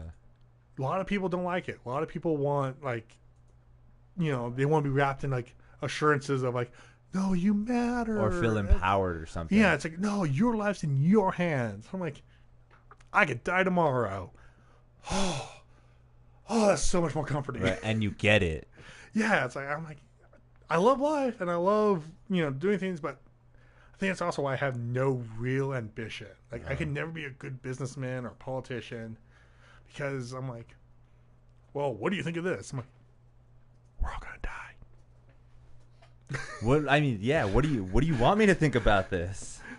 It's like, Hey guys, one of the commenters was like, I think the aliens are here, the Greys, were created by other aliens. So we are created by other aliens. Hybrids oh made my for god, space. I have a theory about this too. Hybrids made for space travel, and they sample DNA and send it back for the most part. Wow. So I have a theory that we are an alien species to this planet. So we're not even originated. We're Space Australia. Oh. We're just like, let's just try them out there. Yeah, like actually that's part of the theory. Like, I don't know. I have a couple of branching ones, but like one of the theories is we are dumped off as a essentially terraforming species. Okay. We're worms in the compost. We don't realize how much we're changing things. We just do what we do. Yeah. And we actually make the planet unsuitable for us eventually, but suitable for another species. Okay, so you're what I'm thinking is like a beekeeper that uses bees to pollinate flowers or something. Yeah, like we're changing the ecosystem without real. Like, that is our intent. Okay. Even though the bees are just like, hey, I'm just getting my honey or I'm just getting my thing like normal, but I'm just doing my life. But the higher guys know the intents, like we're getting this and this is going to help it's everybody. polishing the local field, and hey, look how That's like cool. That's crazy. introducing wolves to Yellowstone. Oh. That's a fun article too, because it talks about they introduced like 4 or 5, and completely changed the landscape. So before there wasn't wolves because they hunted them out, and so the elk in them had free range, and they cleared these huge areas, and so there wasn't as much trees, so the river started washing away more. So you had these, so there wasn't as much like solid ground, and there's more open fields. Okay. After the wolves, after a couple of years, they weren't going into the open fields. The deer and elk were staying in the woods. To And avoid so the deer, obviously. Yeah, to avoid the wolves. So the trees were growing more close to the river, which stopped the landslides. And so by just a few little things can completely change the landscape. That's weird too, because they do that thing in Australia too. Don't they have a law that doesn't let you bring any kind of foreign like animals or kind of thing like that? I love it because I remember it from a Simpsons episode. Yeah, there was an animal that was introduced to this ecosystem that's just wreaking havoc. I'm pretty sure frogs. it was a frogs. Yeah, frogs. it was a frog. Because there's a video of a guy driving a truck, and he's like just swerving just to hit as many frogs as he can. Holy, it's Frogger all over again. Yeah, it's like, oh, Jesus. It's a bonus level of Frogger. We get to play as a car. Yeah, you're the car. That'd have been awesome. So yeah, that's part of my alien theory is either we're terraformers or essentially we're Space Australia. So They just tried it out. yeah, it's like it's like, all right, you've been very bad species. You're being reset, and so this is us resetting. So that's why like we were able to build things like the pyramids way like we're closer to Cleopatra than Cleopatra was to the building of the pyramids. Okay, yeah. So with that in mind, it's like, holy crap! Like if we were building that, then what happened? It's like, well, yeah, like we came in with all this knowledge, or my other ones were space Amish. Oh, Space Amish. Like a group of us were like, no, we don't want. We were more pure when we didn't have technology, and so we came to the planet like, all right, crazies, and they took off, or we dismantled our ships and used different materials, and so that's why we're essentially an alien race on this planet. Oh gosh. And now it's been so long, we've lost that history because they're like, nope, we don't. It's what is that? The Village. Oh, okay. Where they just don't talk about it. It's that like they didn't talk about their history, so we lost it, and so now we're going back and we're Like we started technology again. And because you could even see in the way we do the calendar of like, oh, we're before AD and then now we're in BC, or we're in BC going into AD. Yeah. It's like that's a lot of lost images there to think about. It's a negative number starting in the calendar. yeah, I'm trying to figure out also who starts a calendar by going, let's go backwards. Oh yeah, exactly right. So what are you gonna do when you hit 0? Figure it out. Shit was going on before -5, so we're just throwing that out there. So yeah, that's another. So yeah, those are my alien theories of like why we're here and why we seem so off from the rest of the planet. I don't know if I have another guest coming, but I don't think he's here yet. Oh, okay. But yeah, oh man. Again, getting in these rabbit holes, it's so. And that, do you feel like it's more? We're just getting smarter as a human society now. Is like, because did you really want to think about this when you were in middle school? Like nothing like this was going through my head when I was in middle school. Like, oh, I was convinced I didn't actually exist. really? Yeah. The only thing I remember the most that I was scared of in middle school was getting killed by an asteroid. Like I saw a documentary one time, and they're like, "Yeah, in the year 2025 or something." Deep Impact, Bruce Willis singing this. Yeah, Armageddon and all those dumb movies. I mean, they're not dumb, but growing up now that I'm older, I'm just like, wow, that's so cheesy. Yeah. But yeah, that means Makes sense. And growing up older now, I just feel like we're becoming a lot smarter. And unfortunately for us, we're becoming smarter later than what the younger generation is becoming smarter now. I don't know. How do you feel about that? How do you feel about that statement?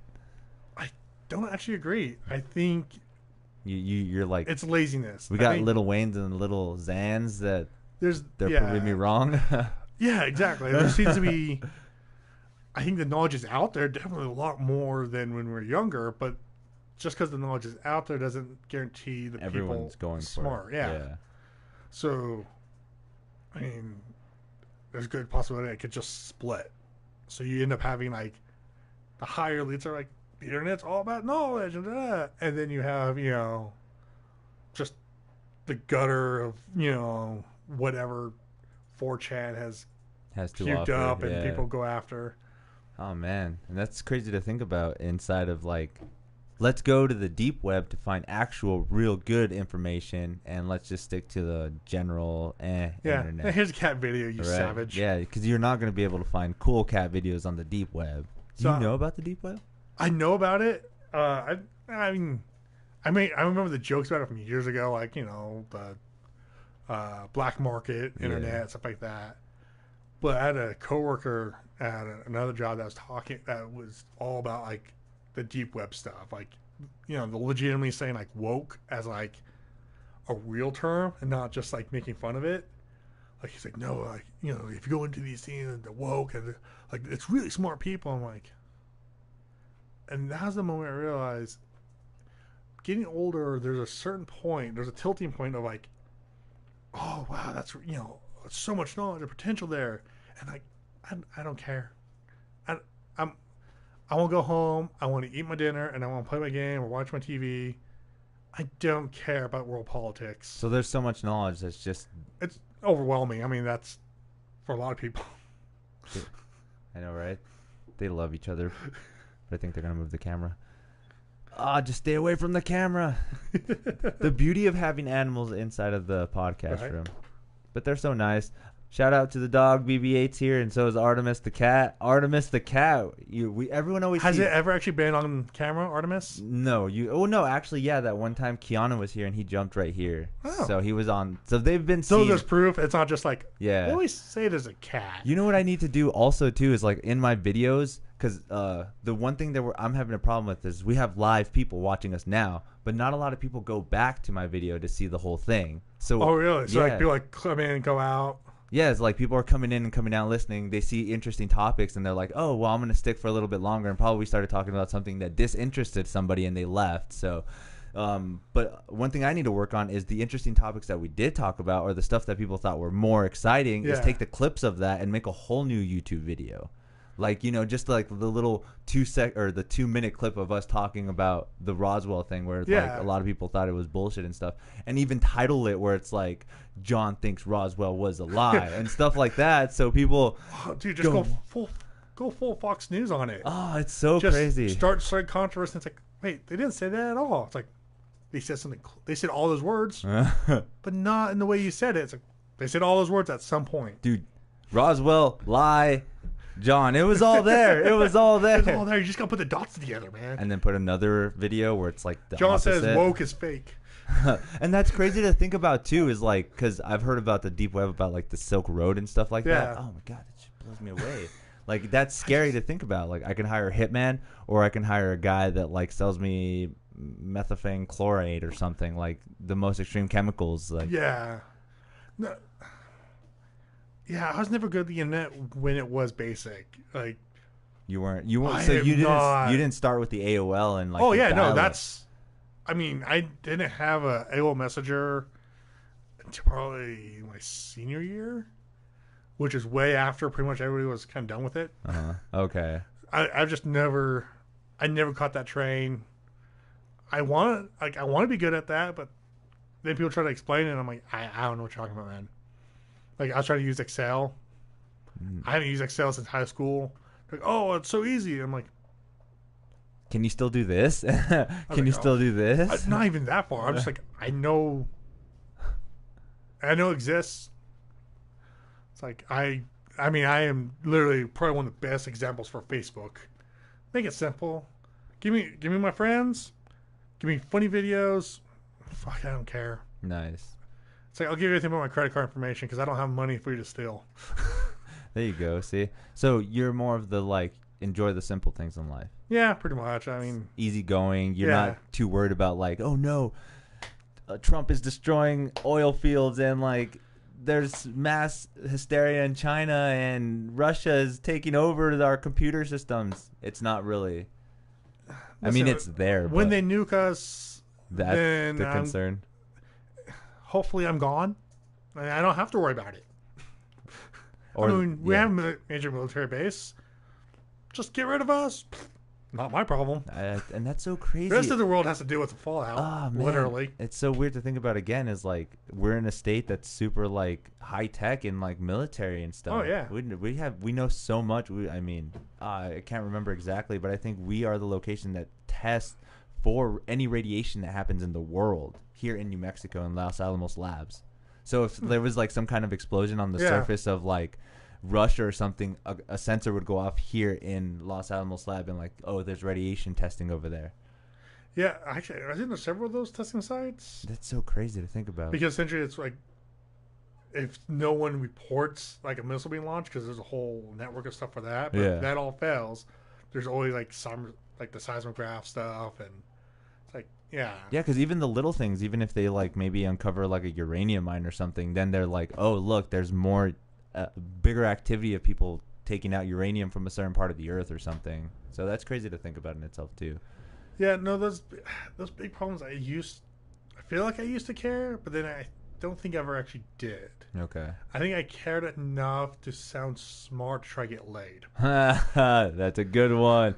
I think that's why I started to play guitar, to be honest. It's like, it's cool. It's cool. So I'm ready for playing guitar. I'm so uncoordinated and so bad. I can't even play bass. What? So you tried to play bass? I tried. My friend, he played guitar and he was really good. He would sit there for hours to a point where I'd make up words to the songs he was playing. Oh, nice. Because there's only so many times you can hear the same song without just trying to just mix it up. Do something, yeah. But yeah, he tried to get me to play bass so we could like jam together. I learned the White Stripes. Seven Nation Army. Not even the full song. Just the beginning. Just that beginning part. Just the intro. Oh no, it was Feel Good. Dun, dun, dun. Feel Good Inc. Oh, Feel Good Inc. I think he tried doing Seven Nation Army and that was too complicated. Okay. Oh, I cannot keep rhythm. That's crazy. If you want torture, just get me singing karaoke. Just because I'm bad doesn't mean I don't sing. All right, doesn't mean I'm not gonna try. Oh yeah. And that's the funny thing too is like you can sing your heart out and people will notice that you're having a good time compared to like I'm bad. So. Yeah, no, there's a difference between being like thinking you're the greatest and being bad. People will hate you. Yeah. But if you go out there knowing you're bad but having a great time doing it, you're like, oh, I can relate to that. I feel the energy with that. Yeah. I think that's where you get like the... remember that Asian guy from America's Got Talent? Or was it American Idol? Was it a singer? You bang. Oh, I don't. Oh, you don't remember that guy? I don't. He was huge. He was so bad he actually made it to the finals. Really? Yeah. That's crazy. Yeah, I don't really... I keep up with, well, just recently this one season, we actually kept up the whole season of America's Got Talent. But I never watched it. That, well... You see those clips on the internet, right? Like every now and then. There's like, oh no, look at this singer that made it through the auditions or whatever. But that's that kind of that same aspect is like I never kept up with it, and then like now that I saw it, I'm just like, holy shit! Like there's that awesome singer or like that good magician or whatever. Yeah. How do you feel about reality TV? Because it's all like edited and contrived and. I don't know. I feel like it's on the border of reality. I feel like it's wrestling. That's what I feel like. Because I feel like professional wrestling is real, but it's bullet pointed. So it's not that it's completely real, but it is.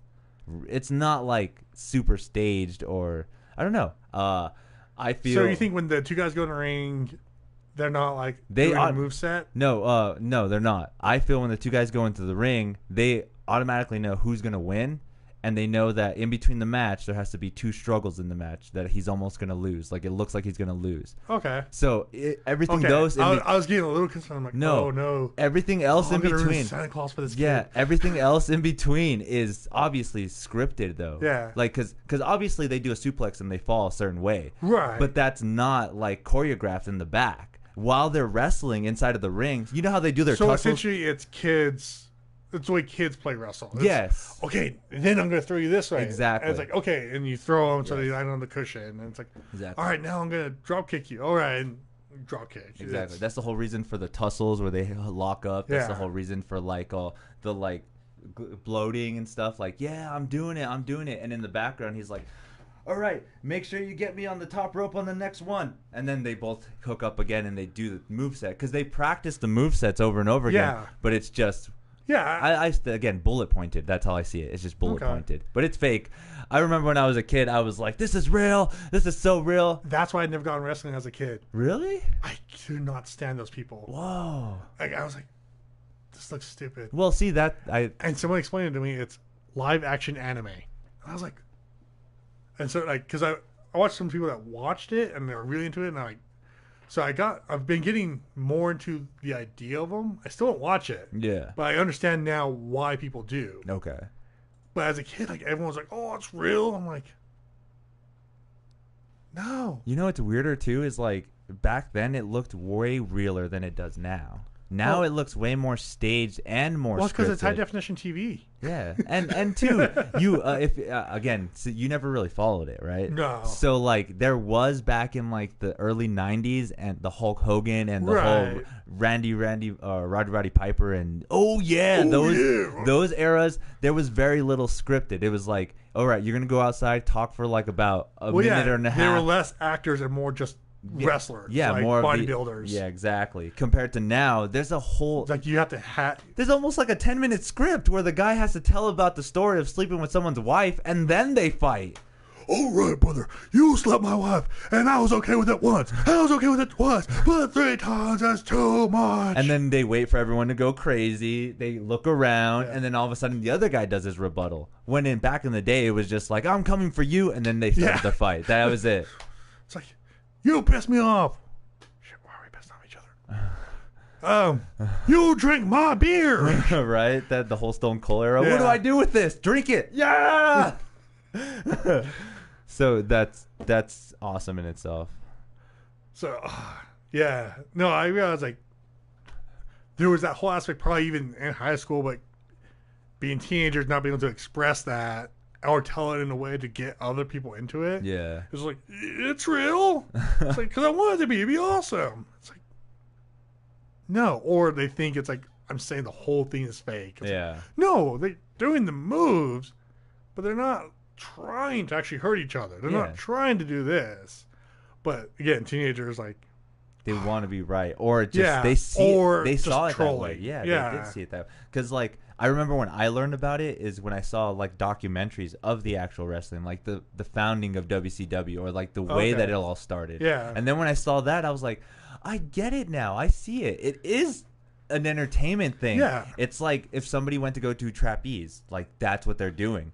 They're doing something like that. Yeah, it's essentially a stage show. That's all it is. And instead of it being super choreographed, it's bullet pointed. Which, I mean, it's, most good shows like that, you kind of have to, because you have to, like, play with, like, I know there's a great story of, apparently there's some wrestler that nobody liked, and they kept trying to make him a thing, and to a point where it's fairly recent, because they're editing footage to make it seem like the crowd was cheering for him. Oh. When in fact, he would go out and the entire audience would was boo booing them? I don't remember the wrestler's name. Oh, God. I kind of don't care that much. But apparently it's just horrific. And they finally gave up on it because they were trying so hard to make him a thing. It's like, dude, why are you pushing things? Just essentially let the audience kind of guide your narrative. Yeah. If you're wrestling, the good guy and the bad guy, and everyone's cheering for the bad guy, let it go. Either let it go or essentially let the good guy win, but make it so that the bad guy then has more motivation to get him next time. Exactly. Yeah, see, and that's what it was. It's like building up on the next fight. Play the crowd. Don't try to change the crowd's mind. I know you don't watch wrestling, or you never really, but this is a really famous thing. Have you ever seen The Undertaker and a wrestler known as Mankind get thrown off of a steel cage onto a table? It was almost like it had to have been at least like, 35, 40 feet up. And he gets like, and that's one of those things where they came out and it was like, you're going to win, but whatever you guys do in the middle, you guys do it yourselves. And he played the crowd and was like, you know what would be good is if you throw me off of the cage and I land on the table. Yeah. I'll do my best to land safely, but it is what it is. Yeah. See, that is what I loved about it, is because they wanted to take those chances to do those cool things, which made everybody entertained. Compared to now, where it's just like, I wonder if they got into like a bunch of legal trouble after that. I don't see. That's what I would love to know too. I'm pretty sure they have tons of contracts before they even join the wrestling aspect. So. Yeah, there's that, but then there's also like, okay, you can't. There's only so much physical danger you can put yourself in, but without getting in trouble. Okay. Essentially, do you think if somebody fell from the top of my roof onto the ground on their back, they would die? Depends on the head placement. Essentially, like you can actually get away with a lot because it's like, all right, you can fall quite far, but it's how and where you take that impact. Yeah, because the whole concept of the tuck and roll kind of thing. Yeah, and stuff exactly. Like that. If you tuck and roll, but honestly, you see someone jump and they tuck and roll. It's like, well, that wasn't that wasn't a hit. Yeah, they tuck and rolled. Where if because I think I see something where they've done it where they stack the tables and they did something similar. Yeah. But then it's like, well, yeah, now you're not falling as far, and those tables are usually pretty films and they automatically start breaking. Yeah. So then it cuts The impact time and Yeah. everything. So by the it's time how people can survive falling from skyscrapers and stuff. Like there was a window washer and his thing fell and it collapsed and it's hitting the sides of the building and it folded in and essentially created a roll cage around him and he survived like it's like 50, 60 story drop. yeah, see, that's then that God. Now I'm fucking stuck in a rabbit hole of wrestling. Now I was like, what happened after the match? That's crazy. But yeah, no, I there's weird certain back things I love hearing about. Like there's a guy at Con who had a Pokemon anatomy book. Uh-huh. So he took you may have seen him or you may have seen the book or pictures of it, but it's like doing a cross cut of Pokemon of how they would work if they were real or taking those kind of like anatomy books. Okay. But for Pokemon. Yeah. I was like, I know I've heard horror stories from Nintendo, so I know you don't have, licensing approval from them. How are you getting away with this? He goes, well, that was a concern, and he apparently lettered Nintendo, lettered Game Freak, essentially everybody who has that license. He lettered them saying, "Hey, I'm doing this book," and nobody told him not to. Okay, so he has the So essentially, it's unofficial blessing. It's essentially how you get away with like Team 4-Star. It's one of my favorites. So wait, would Pokemon be able to like go under him and be like, well, obviously I'm taking this because this is all of our stuff. They can't take it, but they can do a cease and desist. Okay, so it's like, So it's that weird kind of gray area that a lot of artists work in because they don't have license permission to do all the art they're doing. okay. But it's essentially free advertisement, and essentially as long as it's not making too much money or making the product in bad light, usually they let it go. So is that how looking at your T-shirt? Is that Yeah. how a bunch of T-shirt companies get away with that kind Yeah. of stuff? Yeah, if you notice, one, there's not 7 balls in the back, and 2, it's a vague similarity, but there's enough differences where they can argue creative. Yeah, that it's not legitimately the character. Yeah, Okay. yeah. It's one of those I hate.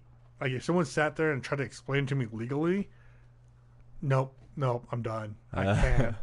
But I love hearing the stories of how people do that. Like, it's like, and he's like, yeah, if Nintendo's lettered him and said, cease and desist, Yeah, don't do it. he would have no choice.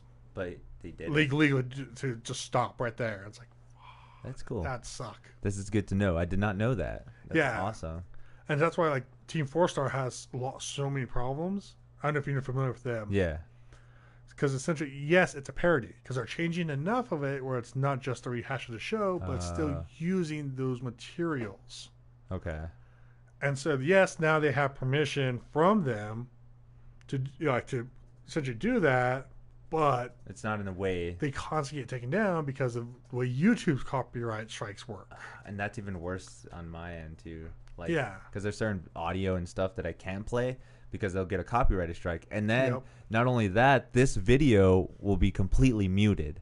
Even though that one segment was only like 1 minute of the copyrighted material, Yeah. they'll mute the whole thing. It's, 6 seconds of song? Yeah, I think so. And then So- that's what's weird too, is like you can get away with some of it and some of them you can't. It all depends on who gave the licensing agreements to YouTube, where they're like, it's okay if you find my song or it's okay if you don't find my song. Because I've gotten away with playing certain songs and Yeah. there was no copyright infringement at all. Nothing came up. Yeah, it seems to be weird. Like, it's like the Eye of Saruman. Like, if it happens upon you, it can completely wreck you. But You might get away with it. you can also get away with it for who knows how long. It's so weird. And then- they change their algorithm, and all of a sudden, all your videos are striked because one video had this one thing. yeah. And it's kind of probably more readily apparent with more popular YouTube channels. So Right. they would have to use their system to find it in theirs more than they do mine. Yeah. Yeah, no, like, that stuff's fascinating. I can't. Like, actually, I had one hit on So I put a couple of videos of time-lapse Gundam builds. Okay. Yeah, I've seen some of your Instagram stuff. And it's Yeah, so funny. that's what I'm really saying. I'm really having fun with that. I need to get back into it because I'm slacking. Goddamn Spider-Man. But earlier one was an actual Gundam time-lapse build. And I was like, well, there's no audio because it's time-lapsed. Oh, look, this, it was a free editor. So I was like, okay, well, the music should be free, public use.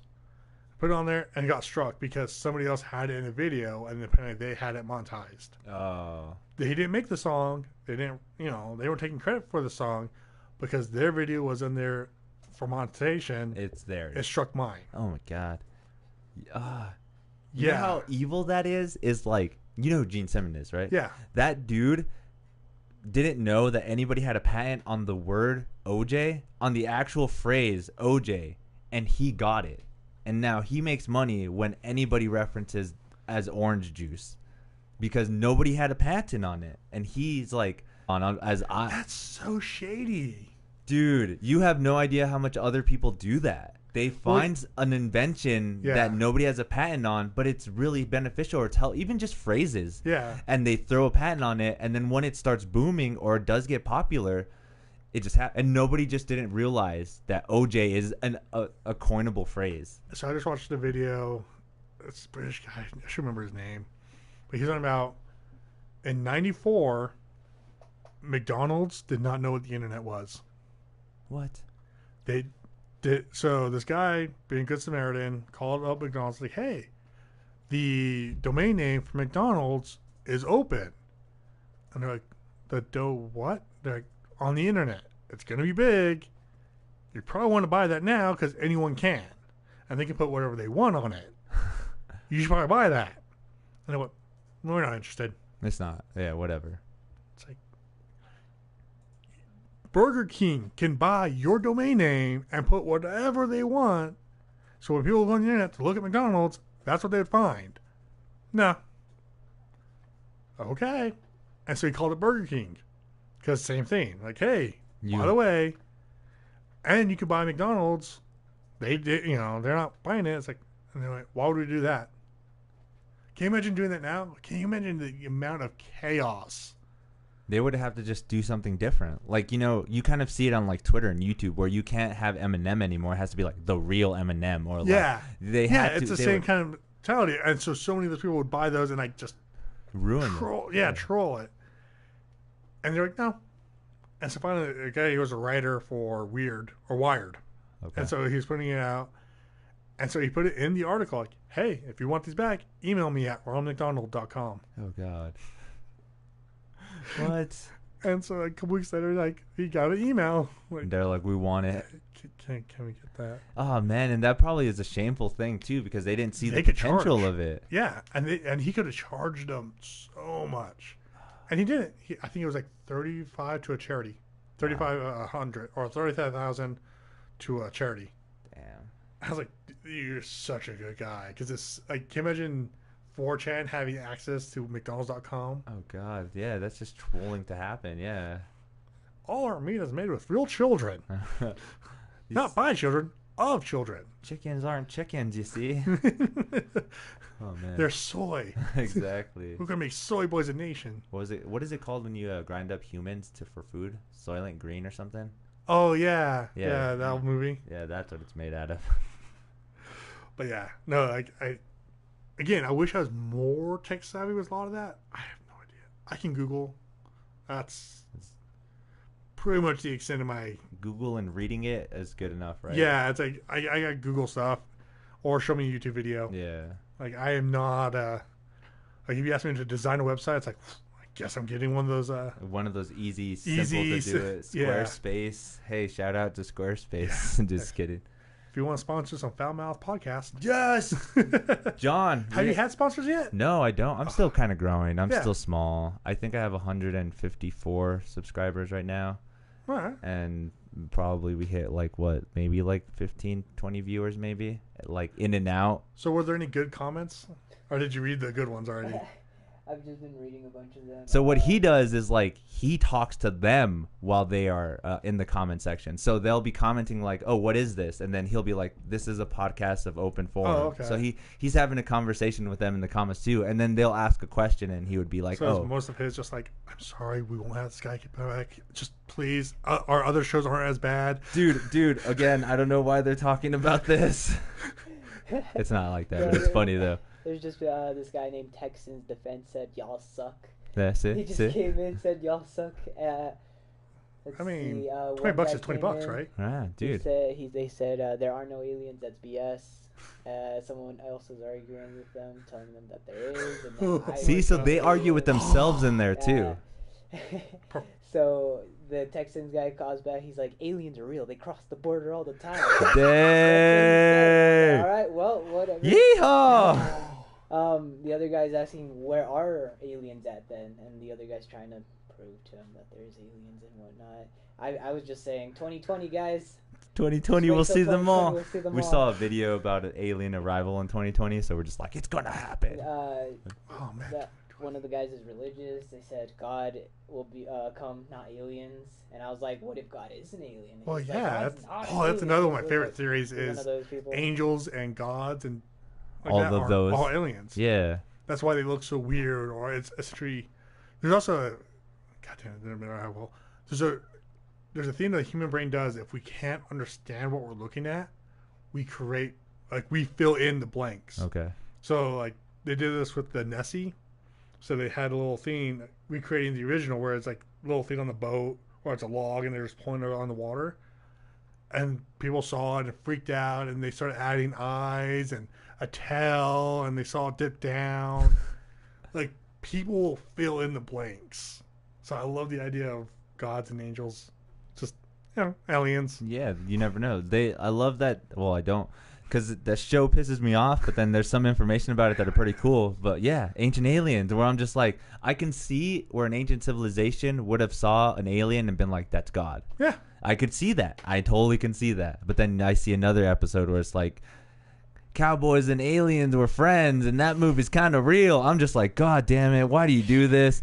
Because this is exactly like everything else. There is information out there that is useful, but then again, you can hear that. Oh, look, a pile of garbage. I'm going to shuffle through it and hope I find a sealed cookie. Oh, God, it's so bad. All right. You're John, going to end it? John, do you have any shout-outs to anything? You want people to follow you anywhere? If you want to follow me, I think it's just Yeti Ramsey on Instagram. That's where I've been doing my kind of Gundam, my recent Gundam kind of comic, I guess is the best way to describe it. Cool. You guys doing some posting on your cosplay page? Yeah, we are terrible at social media on our own page. But nmpeg.com on Facebook. We also have Instagrams. And, Chris and Melissa actually probably post more on there than we do. But Okay. usually around cons, we'll put up pictures of our costumes and stuff. So we're trying to get more into it, but it's a lot of work. I can imagine, dude. I can't even keep up with the stuff that I want to do. I'm just like, hey, I'm going to post every day, and it's like not going to happen. It's like you gotta have like a whiteboard of like, hey, did you post today? Oh, I forgot. And I have a whiteboard out there too, and I don't even follow what's on it. Oh, man. Just pictures of dicks all over. We're leaving with that final Oh, note. Hit us up with that music. John, thanks again. Thank you very much. We got to do this again. We got to do this absolutely. again. I'm down There's to come always back. something to talk about. Oh, yeah. Always. Another rap hole. I know, right? We'll see you guys later. All right.